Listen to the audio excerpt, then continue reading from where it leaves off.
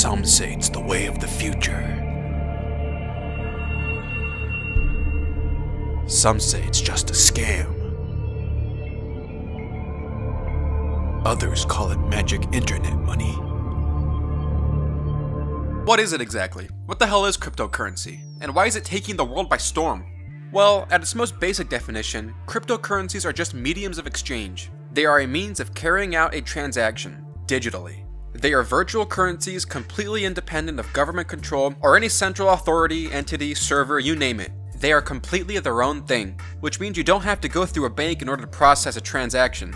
Now, this is an important aspect that I'll get back to later. And you might be saying to yourself, well wait, if there's no central authority to run the system, how are transactions maintained and verified? How is this crypto stuff even valuable? Where does the supply of it even come from? Well, now let's go to what cryptocurrencies are at their most basic technological level. And in my explanation of cryptocurrency, I'll be using Bitcoin as the main example. Hopefully you've all at least heard of Bitcoin by now. I can't imagine anyone not hearing about Bitcoin after its recent public craze. Everyone's talking about Bitcoin. My grandpa's talking about Bitcoin. So, we start with this thing called the blockchain. The blockchain is a public ledger of all transactions that have ever occurred on the Bitcoin peer-to-peer network. It's just one long record book, dating all the way back to when the first Bitcoins were created in January 2009. And so long as transactions continue to be made with Bitcoin, the ledger will continue to grow and build on itself. Hence the reason why we call it a chain. Since this ledger is made public to everyone and will continue to have its information distributed and digitally synchronized all across the world, it will always share the same information on it. So me sending 1 Bitcoin to my friend is a transaction that is publicly recorded on this blockchain ledger. And when that transaction takes place, everyone who does have a copy of the ledger will be notified of an incoming transaction taking place on the Bitcoin network, and will then work to verify that the transactions taking place are valid and real. These people who keep track of the ledger are also known as miners. Why? Well, we need to get deeper into what the process of verifying transactions looks like. In order for a transaction to even occur in the first place, you need to have a digital wallet on the Bitcoin network. This wallet will include 2 things, a private key and a public key. The very existence of these 2 keys is crucial to the whole cryptographic nature of cryptocurrencies. In order for your transactions to be securely encrypted and be authentic, they need to have these 2 keys involved. So say you want to send a transaction to someone that says, I send 20 Bitcoins to Jimmy. Well, in order for that message to be true, it needs to be digitally signed by my private key, which basically functions as your own personal identifier, or your digital signature. So only your own private key is able to create a new message. Now once you've signed your message and are ready to send it off to Jimmy, it gets sent to the Bitcoin network with your public key. The public key acts as a verifying mechanism, which essentially confirms that your specific message was indeed marked by your digital signature, or your private key, and that it is associated with the public key that you have sent off along with your transaction. Now here's where we get into the whole mining aspect of this process. Once your transaction is sent off into the Bitcoin network, and is subsequently announced to all the people who are maintaining the blockchain ledger, these miners are now tasked with the fun job of having to use computational algorithms in order to verify the validity of each individual transaction. This process basically ensures that no fraudulent transactions are taking place, and is done through a process called a cryptographic hash function. More specifically, the SHA-256 hash function.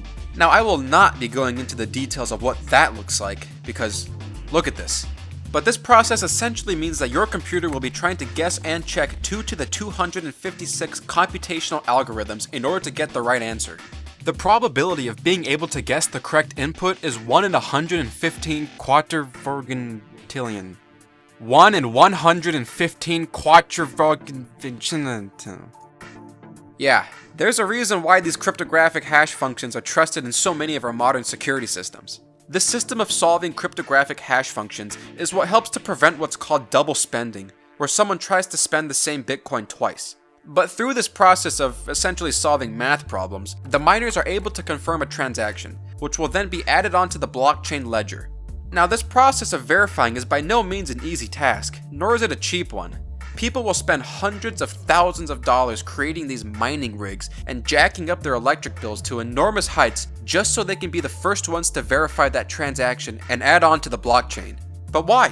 Why buy all these graphics cards and blow out your electric bills for this? Well, for your work in adding on to the blockchain and successfully verifying the transactions that occur on the Bitcoin network, you get rewarded in receiving some brand new Bitcoins straight into your digital wallet. And as of today, for successfully adding onto the blockchain, you will be rewarded with 12.5 bitcoins. You know how much one bitcoin is worth at the time of recording this video? $8,626. Hell yeah! This is why the entire blockchain confirmation process is called mining. The analogy being that you're mining for new bitcoins, and that mining takes work, computational work. So this is where we get our gold mining analogy from. And here's why people are spending thousands of dollars on this kind of machinery. Because it's not just a matter of you solving a hash function, you need to be the first to solve that hash function and create the new block, because that's how you get paid. And that's why there's this race to build the biggest and most powerful mining rig out there, so you can be the first to solve those damn algorithms and get your hands on some of that sweet digital gold. But that 12.5 reward number won't stay like that forever. See, the Bitcoin network is built to have its reward rate about every 4 years. This is to keep up with inflation rates throughout time and to limit the total number of Bitcoins that can ever be created. So this also means that the total number of Bitcoins that can ever be in circulation is 21 million. Now, one of the main arguments made about this is that it will lower the revenue that miners receive as time goes by.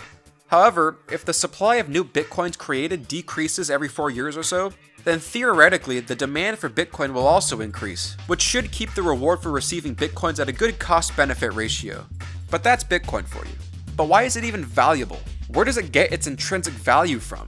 Well, an easy answer to that is just the basic rules of supply and demand. The market gives it its value, and others will also say that it's because of the promising technology and cryptographic features that cryptocurrencies offer. And that's true as well, though there are objectively much better cryptocurrencies out there than Bitcoin, like Litecoin, which can process transactions much faster than Bitcoin, or Monero, which is even faster than that, or Ripple, which is even faster. Right now though, there's just a lot of hype surrounding cryptocurrencies, which is kind of influencing the price of these coins.